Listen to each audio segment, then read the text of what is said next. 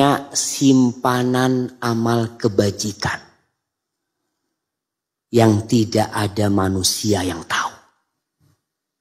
Kau punya amal soleh, istrimu nggak tahu, bapakmu nggak tahu, ibumu nggak tahu, tetanggamu nggak tahu. Rasul sallallahu alaihi wasallam bersabda, "Man istata'a minkum ay yakuna lahu khib'un min amalin salih falyaf'al." Barang siapa di antara kalian yang bisa memiliki amal perbuatan tersembunyi, hendaklah dia lakukan itu. Para ulama menjelaskan, orang yang memiliki simpanan amal soleh berarti dia itu beramal lillahi ta'ala. Kalau amal yang kelihatan orang jamaah, itu bisa jadi setan masih menggoda kita untuk riya. Kenapa sholat sunnah dianjurkan di rumah? Karena nggak ada yang ngelihat antum. Kalau di sini banyak yang lihat. Rasul sallallahu alaihi wasallam menjelaskan salah satu orang yang akan mendapatkan naungan dari Allah pada hari kiamat. Ada 7 tuh. 7 orang yang akan mendapatkan naungan dari Allah di padang mahsyar nantinya. Yauma la dhilla illa dhilluh. Salah satunya adalah wa rajulun tasaddaqa bi sadaqatin fa akhfaha. Seorang yang bersedekah kemudian dia sembunyikan sampai tangan kirinya tidak tahu apa yang dikeluarkan dengan tangan kanan. Perlu jemaah. Orang ini insya Allah husnul khatimah. Yang melakukan hal itu Allah akan kasih husnul khatimah. Karena dia beramal shadiqan lillah. Benar dia itu. Bukan pura-pura beramal saleh. Kalau kita melihat kisah-kisah as-salafus saleh, diceritakan Ali ibn Husain ibn Ali ibn Abi Talib. Ali ibn Husain ibn Ali ibn Abi Talib. Yang dikenal dengan Ali Zainal Abidin. Disebutkan dalam kitab-kitab sejarah bagaimana Ali bin Husain ini, dia suka bersedekah. Ketika di malam hari, dia suka manggul makanan, dia taruh di depan rumahnya orang-orang miskin. Janda-janda, ditaruh, diketuk, ditinggal. Terus. Tidak ada yang tahu. Kapan diketahui? Ketika dia meninggal dunia. Ketika dia meninggal dunia, penduduk Madinah kehilangan sodakoh sembunyi-sembunyi. Nggak ada lagi itu datang beras. Nggak ada lagi. Berarti penduduk Madinah itu nggak pernah tahu sampai Ali meninggal dunia. Tentang amalan dia. Allah akan kasih husnul khatimah. Dawud ibn Abi Hind. Seorang alim ulama yang terkenal. Ibn Abi Adi cerita tentang dia. Dawud ibn Abi Hind ini puasa selama 40 tahun. Keluarganya nggak ada yang tahu. Puasa sunnah selama 40 tahun. Wa kana kharrazan. Dia kerjanya kharraz. Kharraz wallahualam, apa artinya kharraz ini? Kharraz kalau nggak salah sebagai pembuat kerajinan lah dia ini. Kalau anda nggak salah. Dia itu ketika berangkat kerja selalu membawa makan siangnya. Di tengah jalan dia sedekahkan. Di tempat kerjanya dia nggak makan. Orang-orang berpikir mungkin dia sudah makan di jalan. Pulang malam hari, dia makan malam dan itu berbukanya dia. Selama 40 tahun keluarganya nggak tahu. Subhanallah. Kita baru puasa sunnah sehari, sekampung udah tahu. Subhanallah. Fadl makan. Nah lagi puasa. Insyaallah. Baru sehari puasa sunnah. Sekampung udah tahu semuanya. Usahakan kita punya amalan-amalan. Dan wanita, ibu-ibu itu bisa punya ibadah sunnah yang suaminya nggak tahu. Suaminya keluar kota, dia puasa sunnah. Soalnya kalau dia puasa sunnah ketika ada suaminya, dia harus izin sama suaminya. Maka lakukan amalan-amalan yang tidak diketahui oleh orang. Ibnu Sirin, seorang tabi'in, dikatakan Ibnu Sirin ini kalau siang dia tertawa sama orang, ya, Masya Allah. Hidupnya senang sama orang. Fa'idha jannal lail, faka'annahu qatala ahla qaryah. Tapi kalau sudah malam tiba, dia itu menangis seakan-akan telah membunuh orang satu kampung. Memohon ampunan kepada Allah Subhanahu wa ta'ala. Di antara 7 orang yang akan mendapatkan naungan di sisi Allah. Salah satunya wa rajulun dzakarallaha khalian fafadat ain. Orang yang mengingat Allah sendirian, bukan di depan orang. Nangis di depan orang gampang. Kadangkala orang Masya Allah sholat di Masjid Nabawi pada nangis. Masya Allah. Setelah sholat, sahibnya tanya, antum kenapa nangis tadi? Ya imamnya nangis, nggak enak gak nangis kan? Jadi kadangkala terharu kan, antum kadangkala ada orang nangis, antum ikut nangis, padahal nangisnya antum hanya terharu. Yang di hadis ini disebutkan menangisnya itu karena takut kepada Allah, bukan karena terharu. Orang cerita tentang orang tua, pidato tentang orang tua, kemudian menangis. Menangisnya itu karena apa? Haru. Karena dia ya Allah ya. Kalau takut sama Allah, wallahu a'lam bishawab. Tapi yang jelas, antum harus punya amalan yang tidak ada orang yang tahu. Imran bin Khalid bercerita bahwasanya Muhammad bin Wasi', salah seorang alim ulama, subhanallah, yang dikatakan Muhammad bin Wasi' ini, kalau dia berdoa, tentara itu aman sudah. Muhammad bin Wasi' kalau dalam peperangan, pernah dalam satu peperangan, ada salah seorang panglimanya tanya, mana Muhammad bin Wasi'? Carikan dia. Cari, Muhammad bin Wasi' sedang berkomat kamit dengan tombak dia pegang. Dan dia menunjuk ke langit. Apa kata panglimanya? Jarinya Ibn Wasi' ini lebih aku cintai daripada 1000 tentara. Apa yang dia lakukan? Allah kabulkan doa dia. Imran bin Khalid cerita, sesungguhnya ada orang, katanya Muhammad bin Wasi', ada orang yang menangis selama 20 tahun, istrinya nggak tahu. Dia nangis satu kasur jamaah, istrinya nggak tahu. Kadang-kadang kita kalau nangis, Masya Allah. Kapan menangisnya? Menangisnya mesti kalau kena musibah. Ditinggal mati anak menangis. Bangkrut nangis. Sakit nangis. Gak pernah kita nangis karena Allah Subhanahu Wa Taala. Maka perlu kita berpikir. Selama hidup kita, berapa kali nih kita nangis karena Allah? Hitung nanti. Ada orang-orang yang selama hidupnya gak pernah nangis karena Allah. Maka kalau gak bisa, kita harus menangis. Kenapa Anda nggak bisa nangis? Karena tangisan itu salah satu tanda kelembutan jiwa seseorang.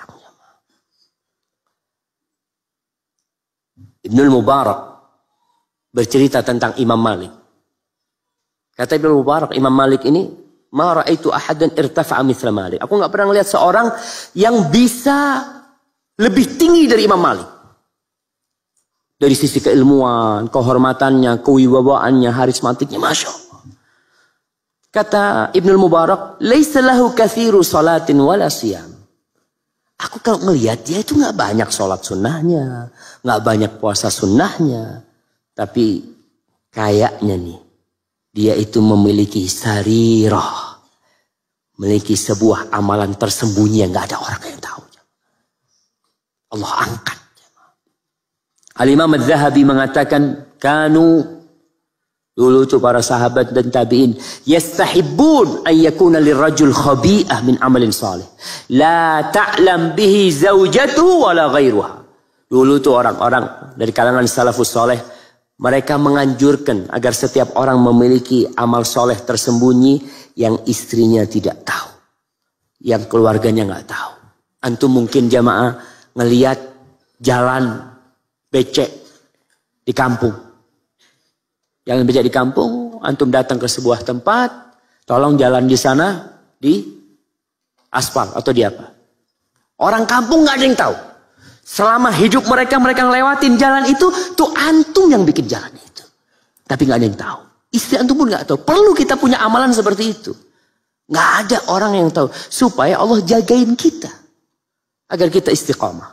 Kemudian yang ke-8, tidak berlebih-lebihan. Jangan ketika hijrah akhirnya berlebih-lebihan. Yang tidak wajib kita jadikan wajib.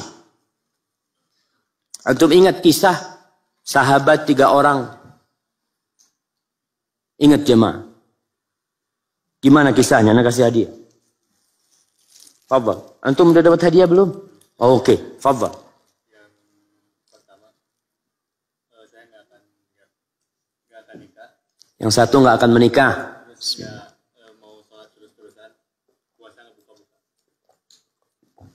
Puasa nggak buka-buka. Buka apa maksudnya? Nah. Baik. Puasa terus. Ya berbuka lah. Masa nggak berbuka dia? Puasa terus menerus ya. Waktunya berbuka gitu. Tapi besoknya puasa lagi. Yang ketiga? Masya Allah. Barakallahu fikum. Jazakallah khair. Lihat tuh.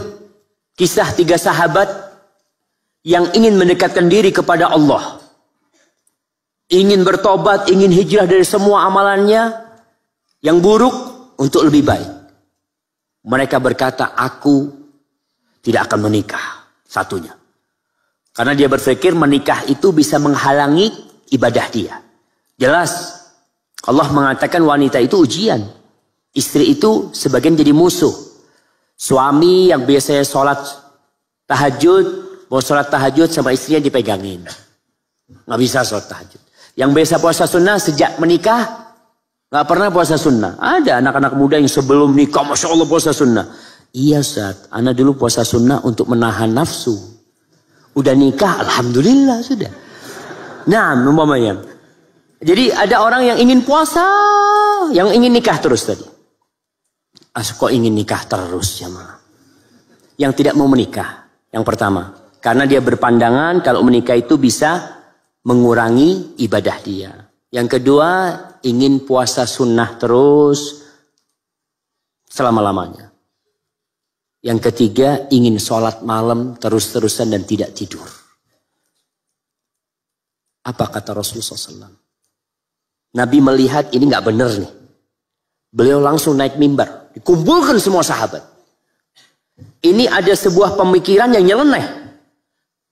Sebagian orang berpandangan ini baik. Orang kalau berpandangan suatu amalan itu baik, mungkinkah dia bertobat? Nggak mungkin. Orang itu bertobat ketika berpandangan ini salah. Tapi ini 3 sahabat berpandangan itu baik.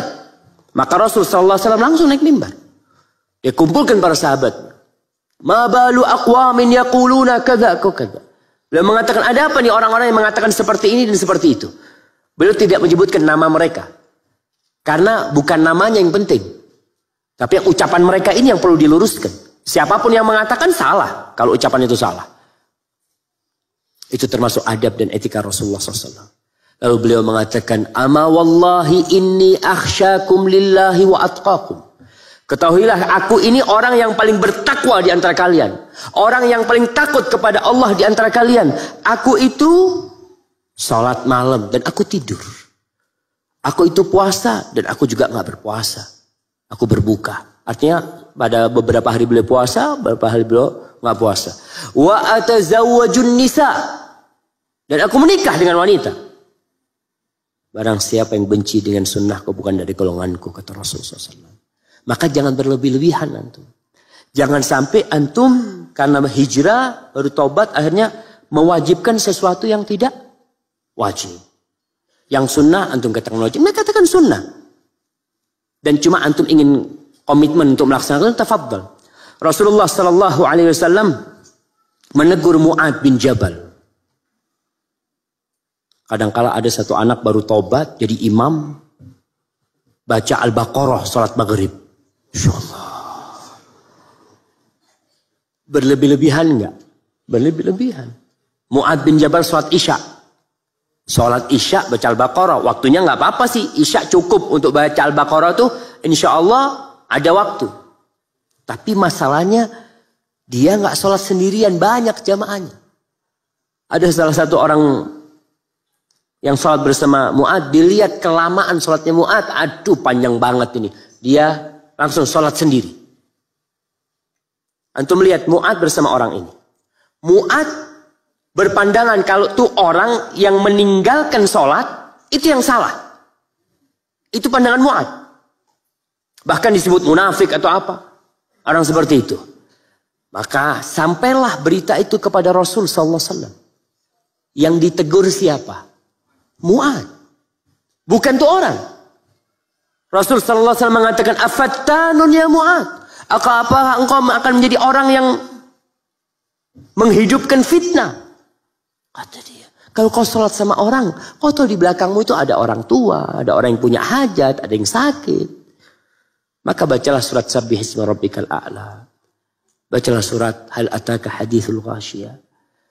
Maka para jamaah, jangan berlebih-lebihan. Inna hadad din yusr. Agama ini mudah. Wala yushaddad din ahadun illa ghalabah. Tidak ada satupun orang yang berusaha untuk mempersulit dirinya kecuali dia kalah. Makanya orang-orang yang terlalu berlebih-lebihan dalam beribadah, lama-kelamaan malah nggak beribadah dia. Ditinggalkan karena nggak kuat dia. Aduh kok berat banget nih, kau yang memberatkan dirimu. Maka Islam itu agama yang pertengahan. Antum sakit, nggak bisa wudhu, tayamum. Jangan maksakan diri. Ada orang enggak, anak mau wudhu. Karena pahalanya wudhu seperti ini, seperti wudhu, sakit antum akhirnya. Maka jangan. Kemudian ke masjid, hujan terus. Antum nggak harus ke masjid. Wah, tapi anak mau ke masjid. Pahalnya lebih besar. Naam, pahalnya lebih besar. Tapi kau bisa terpleset atau apa, jalannya licin. Jangan memberatkan diri. Tetap yang wajib, katakan wajib, yang sunnah-sunnah, rukhsah diambil. Ada orang-orang yang tidak menerima rukhsah. Seperti ketika Rasul sallallahu alaihi wasallam dalam perjalanan lagi puasa nih. Sebagian sahabat sedang puasa dan Nabi sudah ambil gelas. Dia tunjukkan kepada para sahabatnya bahwa beliau berbuka. Ana izin minum dia. Bismillah.